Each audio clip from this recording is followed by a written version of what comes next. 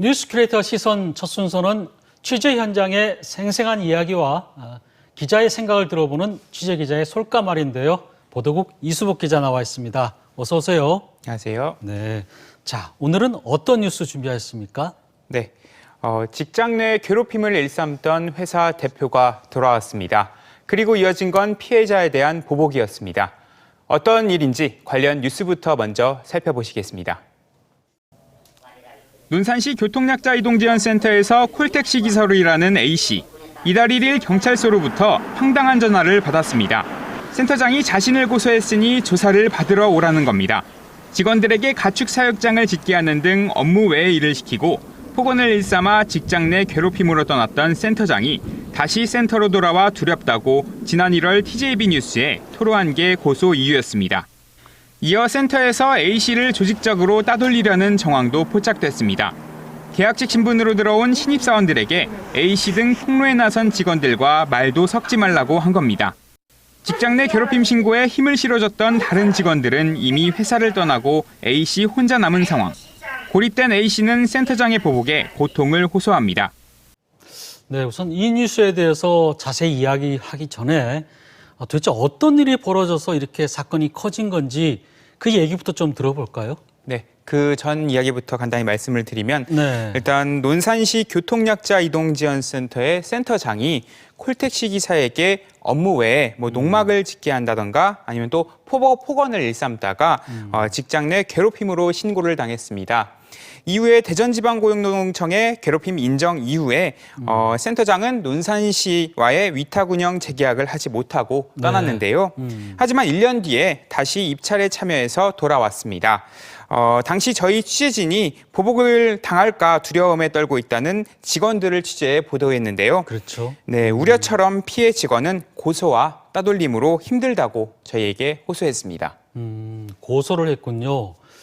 아마 센터장이 어떻게 보면은 그 내부 고발자를 고소하는 형식으로 좀 심리적인 압박을 준 게 아닌가 하는 생각이 좀 드는데 고소 내용은 어떤 내용들입니까? 네, 저희 TJB의 최초 보도 이후에 네. 다른 여러 방송사에서 추가적인 보도가 이어졌습니다. 그리고 이 피해 직원들이 추가적인 그 취재에 응해서 네. 센터장의 자신의 명예가 실추됐다 이런 말을 하고 있습니다. 또 보도됐을 때 CCTV를 무단으로 빼돌렸다면서 비밀을 침해했다 이렇게 주장하고도 있습니다. 그리고 CCTV는 센터장 사무실에서만 볼 수 있는데 이 무단으로 들어와서 주거를 침입을 했다 이런 내용으로 고소를 당했다고 피해 직원이 말했습니다. 네. 뭐 센터장 입장에서는 법적 판단을 받아보겠다고 생각할 수 있죠. 또 이런 부분들은 분명히 이제 그 판단의 몫은 사법부의 판단의 몫입니다. 그런데 적어도 뭐 폭언을 한다든지 아니면 또 업무의 일을 시켰다든지 이런 잘못들에 대해서 적어도 본인은 그게 잘못된 일이라고 생각하지 않는 것 같다는 생각도 좀 드네요. 네, 저희가 또 후속 취재를 하면서 네. 센터장과 통화를 했습니다. 그랬더니 센터장이 연속된 보도로 인해서 자신이 피해를 받고 있다. 또 자신의 명예가 실추됐고 정기적으로 들어오던 기부금마저 끊겼다. 이렇게 주장했습니다. 그리고 폭언을 한 것도 생활상에서 나오는 비속어 이런 거였지 인격을 모독할 정도로 심한 폭언을 하진 않았다. 이런 입장이었습니다. 하지만 논산시 상대로 좀 취재를 좀 더 벌인 결과 네. 센터를 다시 위탁받기 위한 심사 과정에서 심의위원들에게는 직장 내 괴롭힘으로 인한 자신에 관련한 그 논란에 대해서 사과하고 다시는 이런 일이 벌어지지 않도록 하겠다 이렇게 말한 것으로 확인됐는데요. 앞서 저희에게 밝힌 내용과는 다소 좀 배치되는 부분이죠.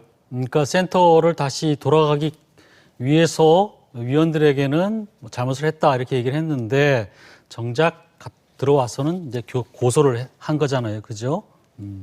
알겠습니다. 근데 어쨌든 지금 한 분만 이렇게 남아서 고통을 받고 있는 건데 뭐 이분이 참 얼마나 고통스러울지 짐작이 됩니다. 이 구제할 방법은 없는 겁니까? 네, 일단 고소건이 잘 해결이 되는 게 우선일 듯 싶고요. 또 센터장과 센터에서는 부정하고는 있지만 혼자 고립돼서 따돌림을 당하고 있는 이런 상황을 해결할 필요성도 있습니다. 후속 보도 이후에 내부 직원분들의 전화를 여럿 받기도 했습니다. 논란으로 지원금이 중단돼서 자신의 급여마저 줄었다. 이렇게 불만을 토로하는 의견도 있었고요.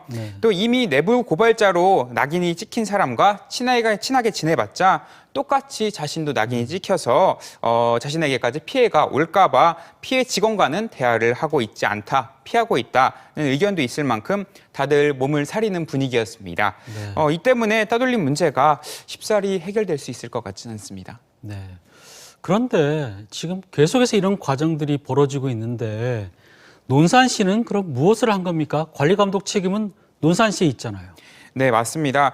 저희 취재진이 논산시에 찾아가서야 이런 센터장의 피해 직원에 대한 고소 사실을 알았습니다. 관련 부서장과 인터뷰도 했지만 워낙 파악조차 되어 있지 않다 보니까 이 문제에 대해서 조사해가지고 시민 이용에 불편함이 없도록 하겠다. 이런 정도의 그 원론적인 답변만 듣는데 그쳤습니다. 다만 이번에 시와 센터장이 위탁 계약을 할 때 사업 수행에 인권 침해나 부정, 또 부당 노동 행위 등 사회적 물의를 일으킬 경우 시정 조치를 요구하고 또 심각한 경우에는 계약을 해지할 수도 있다고 적은 만큼 시에서 정말 잘 조사하고 또 조치를 할지 지켜보려 합니다. 네. 아마 현재 이제 논산시장이 공석 중인 상태로 알고 있는데 그러다 보니까 더 좀 어려운 부분이 있는 것 같아요. 그래도 이제 부시장님이 이제 어쨌든 대체 그 뭐라 그러죠? 그 임무를 이제 대신하고 있으니까 이런 부분에 대해서 좀 엄중하게 좀 처리를 했으면 좋겠고요. 자, 이렇게 고구마 먹고 물 안 마신 것처럼 속이 답답한데 좀 다른 소식은 없습니까? 따뜻한 소식 없습니까? 네, 예. 있습니다. 예. 길고양이를 보살피는 캣맘과 인근 주민 간의 갈등은 하루 이틀이 아닙니다. 하지만 대전 동구청에서 조금은 색다른 실험을 했다고 하는데요. 어떤 일인지 관련 뉴스부터 먼저 살펴보시겠습니다. 최근 길고양이 급식시설이 늘어나면서 고양이를 돌보는 이른바 캣맘들과 주민들의 갈등이 커지고 있습니다. 대전에서만 하루 수차례 민원이 접수되고 있고 돌로 급식시설을 막거나 아예 부수는 경우도 발생했습니다. 길고양이를 보호하려는 사람들과 소음과 환경 문제를 들어 막으려는 사람들이 번번이 충돌하는 상황. 대전에선 최초로 동구청이 갈등 해소를 위해 공공급식소를 설치했습니다. 자리를 빌려주는 대신 지정된 활동가가 책임감 있게 급식소를 운영하란 겁니다. 별도의 활동비 지원 등은 없지만 캣맘들은 당당하게 활동할 수 있고 주민들은 우려했던 피해를 줄일 수 있습니다. 특히 급식소를 운영하면 길고양이들의 중성화 수술 여부도 쉽게 확인 가능해 개체수 관리도 용이합니다. 앞서 사설급식소 인근 주민들도 공공급식소에 대해 긍정적인 반응입니다. 이 공공고양이 급식소는 대전에서는 처음이죠. 그러면 그동안에는 저희가 캣맘이라고 부르죠. 이분들이 이제 사실 고양이 급식을 다 도맡아서 해왔던 거잖아요. 또 그 과정에서 주민들과 갈등도 있었던 거고. 네, 맞습니다. 부산이나 대구 등 일부 지자체에서 공공고양이 급식소를 운영을 했지만 우리 지역에서는 이게 첫 시도입니다. 네, 지금도 대부분 캣맘들이 먹이를 제대로 찾아 먹지 못하는 길고양이들을 위해서 개인 단위로 밥을 챙겨주고 있는데요. 다만 고양이가 너무 살기 좋은 환경이 됐는지 대전의 길고양이가 꽤 많은 편입니다. 실제 통계를 봐도요. 대전 도심에서 1제곱킬로미터당 여기서 1제곱킬로미터는 한 둔산동의 4분의 1 정도 넓이가 되는데 이 넓이당 360여 마리의 길고양이가 산다고 합니다. 이게 전체 지자체 중에 부산에 이어서 전국에서 2위 수준입니다.